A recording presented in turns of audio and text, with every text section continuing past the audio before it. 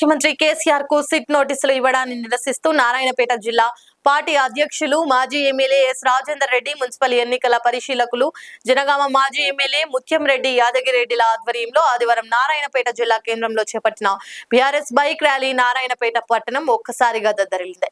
సింగారం చౌరస్తా నుండి జిల్లా బీఆర్ఎస్ పార్టీ కార్యాలయం వరకు బైక్ ర్యాలీ పట్టణ పురవీధుల మీదుగా కొనసాగుతూ సత్యనారాయణ చౌరస్తా వరకు చేరుకున్నారు. ఈ సందర్భంగా మాజీ ఎమ్మెల్యే జిల్లా పార్టీ అధ్యక్షులు ఎస్ రాజేందర్ రెడ్డి, మున్సిపల్ ఎన్నికల పరిశీలకులు జనగామ మాజీ ఎమ్మెల్యే ముత్యం రెడ్డి యాదగిరెడ్డిలు కార్యకర్తలను ఉద్దేశించి ప్రసంగించారు.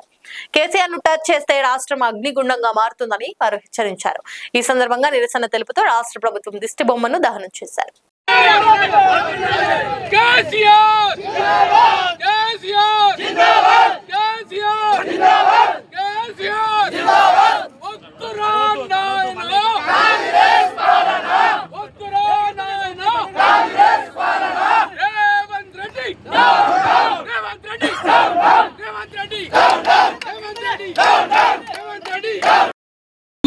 నోటీసులు ఇచ్చిందా?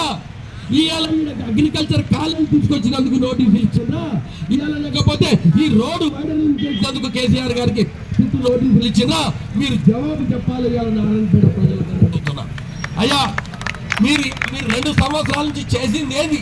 ఉన్న పిల్లల దవాఖాన కూడా ఇడికెళ్ళి తీసుకుపోయి 8 కిలోమీటర్ల దూరం పెట్టి ఎవరైనా ఆడవాళ్ళు గర్భవతులకు ఎవరికైనా ఈడ కాన్పు చేయాలంటే 8 కిలోమీటర్లు పోవాలన్నా మీ రాజ్యంలో కొంచెమైనా సిగ్గు శరం ఉందా?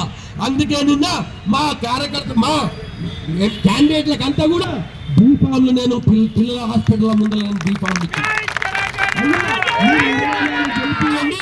తప్పకుండా మాతా శిశు హాస్పిటల్ మళ్ళా ఇంటికి తీసుకొచ్చే పూచి ఎస్ఆర్ రెడ్డి